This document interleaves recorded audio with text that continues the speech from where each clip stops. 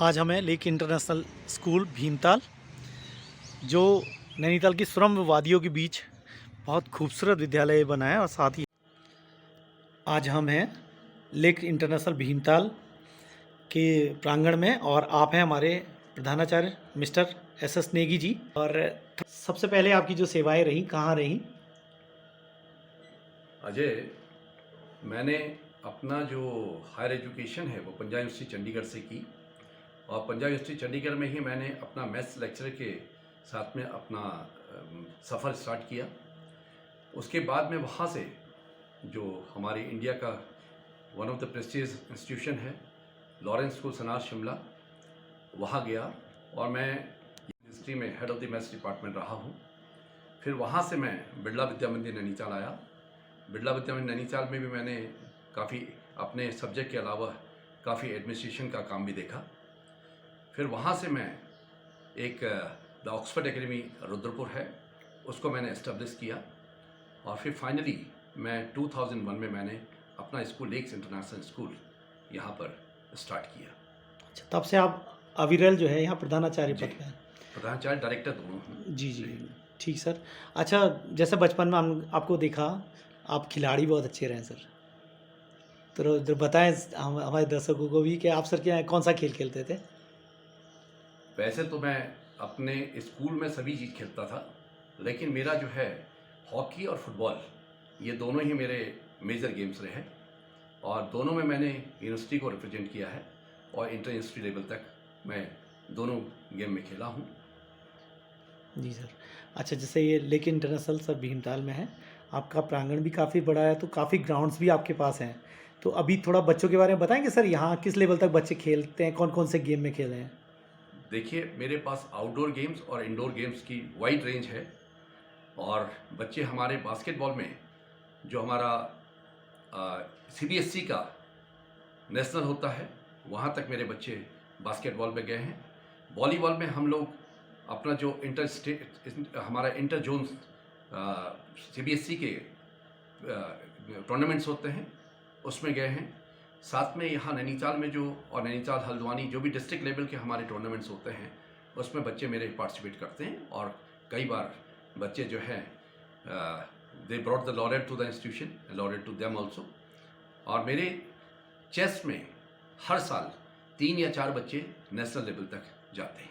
और एक हमारे पास में एथलेटिक्स में भी एक लड़की थी, जिसको कि मैंने नेशनल लेवल में 4 बार खिलवाया है, और नेशनल लेवल में भी वो जो है हमारी रनर्स अप रही है मैराथन में। जी, अच्छा और सर। साथ में बैडमिंटन है या TT है, इसमें भी डिस्ट्रिक्ट लेवल पे बच्चे पार्टिसिपेट करते रहते हैं। लगभग इस कॉलेज की कितनी स्ट्रेंथ रही होगी सर? मेरी जो स्ट्रेंथ है वो फिक्स है, जी। 735 से लेके 745। ओके, तो कितने स्पोर्ट्स टीचर आप लोगों ने यहाँ रखे? मेरे पास में इस टाइम पर 7 स्पोर्ट्स टीचर्स हैं, और सभी जो हैं किसी न किसी गेम के जो हैं एक्सपर्ट्स हैं। जी। तो मैं बिलीव करता हूँ कि जब बच्चे कोई भी स्पोर्ट्स में पार्टिसिपेट करते हैं, तो यदि उसी स्पोर्ट का यदि कोच या जिसमें वो खूबियाँ हैं और वो कैसे बच्चों को प्रिपेयर कर सकता है, जब तक नहीं हो तो ना उसका इम्पैक्ट बच्चों पे पड़ता है और ना ही उनके गेम पे पड़ पाता है। जी।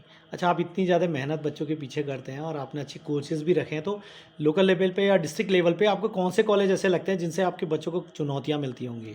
देखिए, जैसे नैनीताल के फुटबॉल मैचेस का यदि मैं लूँ, तो वहाँ पर हमारे जूनियर लेवल पे दो टूर्नामेंट्स होते हैं, और उसमें हमारे नैनीताल के सभी प्रेस्टिजियस इंस्टीट्यूशंस उसमें पार्टिसिपेट करते हैं। तो हमें एक अच्छा हमारे बच्चों को कंपटीशन मिलता है। अब जैसे उसमें सेंट जोसेफ आता है, अमतुल्स आता है, सनवाल आता है, बिरला विद्या मंदिर नैनीताल आती है, सैनिक स्कूल घोड़ाखाल आता है, या हमारा प्रेमा पार्वती जगाती आती है, और इस तरह सेंट जेवियर से कई स्कूल्स हैं। तो वहाँ पर न बच्चों को केवल खेलने का एक अवसर मिलता है, एक्सपोजर मिलता है, बल्कि एक अच्छे कंपटीशन पार्टिसिपेट करके वो अपने स्किल को भी डेवलप करते हैं, और हमारे बच्चे इन दोनों टूर्नामेंट में काफ़ी अच्छा कर रहे हैं। कई बार वो लोग विनर्स रहे हैं। और साथ ही साथ हमारे बास्केटबॉल के भी बच्चे, चाहे गर्ल्स का हो चाहे बॉयज़ का हो, इसमें नैनीताल में जो हमारा इंटर स्कूल होता है उसमें पार्टिसिपेट करते हैं।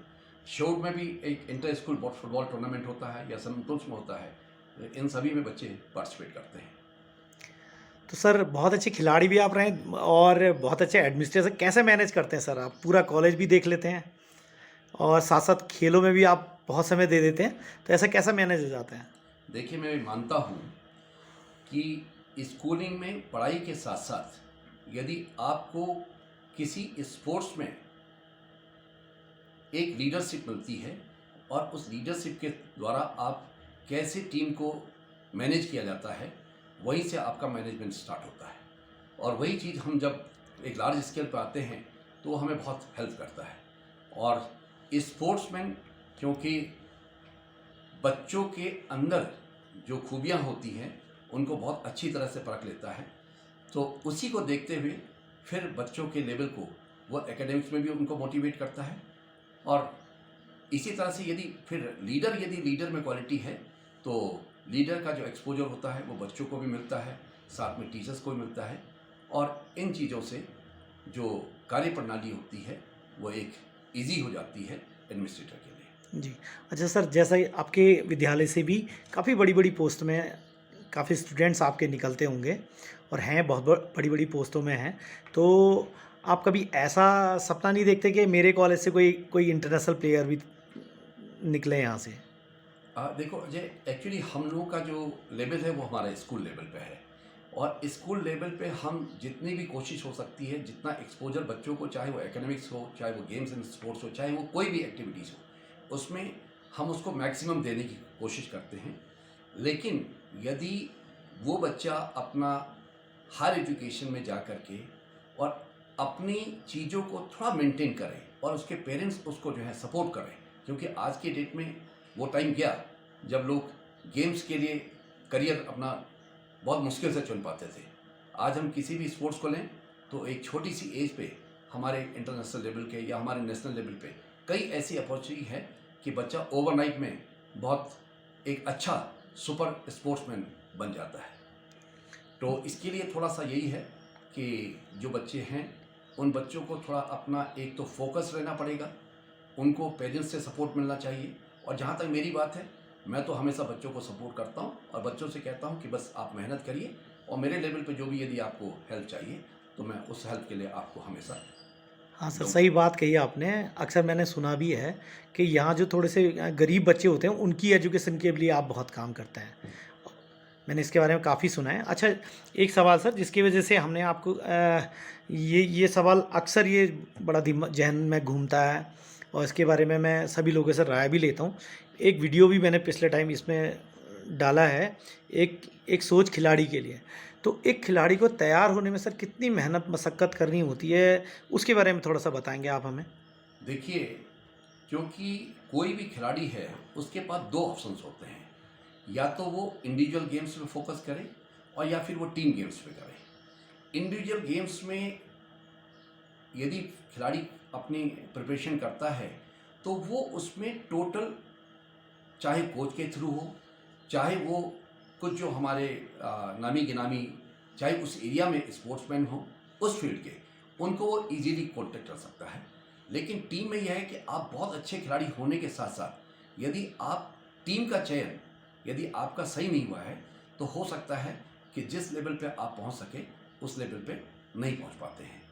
तो मेरा ये कहने का है कि पहले तो आपको ये फोकस करना है, ये चेक करना है कि आप इंडिविजुअल गेम्स में जाना चाहते हैं या टीम गेम्स में जाना चाहते हैं, और उसी के हिसाब से फिर आप अपनी प्लानिंग करिए और जितना मैक्सिमम चीज़ें जो आपके लेवल पे अवेलेबल हैं उनको किसी भी सोर्सेज के थ्रू आप उनको प्राप्त करने की कोशिश करिए।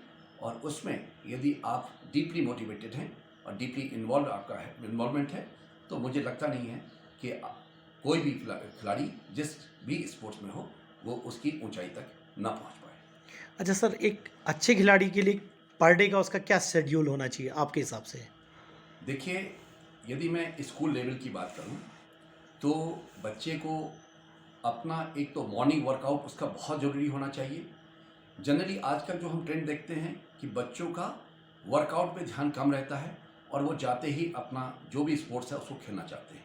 लेकिन मेरा ये मानना है कि जब तक आप अपनी बॉडी को उस स्पोर्ट्स के लिए वार्म अप नहीं कर पाएंगे तब तक आप उस चीज़ को बहुत अच्छी तरह से नहीं खेल पाएंगे।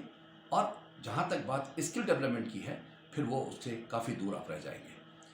साथ में आपको बहुत अच्छी डाइट लेनी चाहिए, आपको रेस्ट भी बहुत ज़रूरी होना चाहिए और कभी कभी आजकल बच्चे केवल अपने बिल्ड को बढ़ाने के लिए कुछ ओवर एक्सरसाइज कर देते हैं, जिससे कि उसका असर मसल्स में पड़ता है। ठीक है, थोड़ी देर के लिए आप लोग ठीक होते हैं और उसके बाद में कहीं ना कहीं फिर वो आपके गेम में भी आपको इफेक्ट करता है। और इसी तरह से जो इवनिंग का शेड्यूल है उसमें भी आपको फिर वही अपना वर्कआउट करना चाहिए और वर्कआउट के बाद में फिर आपको गेम खेलना चाहिए। हाँ, कुछ सप्लीमेंट्स वगैरह भी ले लेते हैं बच्चे। सप्लीमेंट्स जनरली मैं तो इसमें बिलीव करता हूँ कि जैसे यंग एज है, यंग एज में यदि आप अपनी प्रॉपर डाइट ले रहे हैं, फ्रूट्स का आप अच्छा इस्तेमाल कर रहे हैं, तो मुझे लगता नहीं है कि किसी सप्लीमेंट की ज़रूरत पड़नी चाहिए। जी, अच्छा सर, एक और सवाल, और हम बहुत धन्य हैं सर कि आपको हम दोबारा देख पाए। पिछले दिनों सर एक बहुत बड़ा हादसा आपके बीच हुआ, उसके बारे में थोड़ा सा हमारे दर्शकों को बताएंगे। देखिए, ज़िंदगी है, ज़िंदगी में उतार चढ़ाव आते रहते हैं और अंत में केवल यही आदमी के पास रहता है कि जो भी चीज़ हुई है उसको एक्सेप्ट करना पड़ता है। और ज़िंदगी तो जुझारू चीज़ है, जो ज़िंदगी से नहीं लड़ पाए तो फिर वो ज़िंदगी को कभी लीड भी नहीं कर सकता है। भले मेरा बहुत पर्सनल लॉस इस हादसे में हुआ है जो कभी भी जीवन में पूरा नहीं होगा, और मानता हूँ कि मेरी जो सक्सेस है उसमें बहुत बड़ा हाथ मेरी मिसेज का रहा है। लेकिन मैं ये भी विश्वास करता हूँ कि आज वो मेरे साथ फिजिकली नहीं है, लेकिन मेरे मन मस्तिष्क में वो पूरी तरह से हैं, और उनका जो इनडायरेक्टली मुझे एक करेजमेंट मिलता है वही मुझे जो मेरे साथ में एक्सीडेंट हुआ है और जिससे मेरी इंजरी हुई है उससे मैं रिकवर कर पा रहा हूँ। और हमेशा यही सोचता हूँ कि ईश्वर, जो भी तुमने किया, यदि मुझे दुख दिया है तो दुख से उभरने का भी आप शक्ति देंगे। और मैं जो भी, चाहे मेरी मिसेज की मेरे से आशाएं रही होंगी और चाहे लोग मुझसे जो आशाएं करते हैं, मैं फिर से अपनी मेहनत से, अपनी विल पावर से वापस आऊँगा और उन चीज़ों को करूँगा। धन्यवाद सर। और ये बहुत दुखदाई है और हमें भी इस बात का बहुत दुख है, और हम उम्मीद करेंगे और हमारी मनोकामना है कि आप बहुत जल्दी स्वस्थ हों और एक अच्छे खिलाड़ी होने के नाते आप बहुत जल्दी रिकवर कर रहे हैं और इस इंस्टीट्यूशन को आप चला रहे हैं। आपका बहुत बहुत धन्यवाद सर, आपने हमें भी समय दिया है और इस स्कूल को चलाने के लिए भी आपको बहुत बहुत ज़्यादा शक्ति दे, और मैं ऐसी कामना करता हूँ और दुआएं करता हूँ कि आप बिल्कुल स्वस्थ हो जाएं और फिर ग्राउंड में हमारे साथ लौटें। धन्यवाद sir. Thank you very much Ajay, thank you. और समय समय पर हम फिर पुनः आते रहेंगे सर आप लोगों के बीच। आज हमारे सर के साथ हैं हम, हमें बहुत अच्छा लगा। ओके, नमस्कार सर। नमस्कार अजय।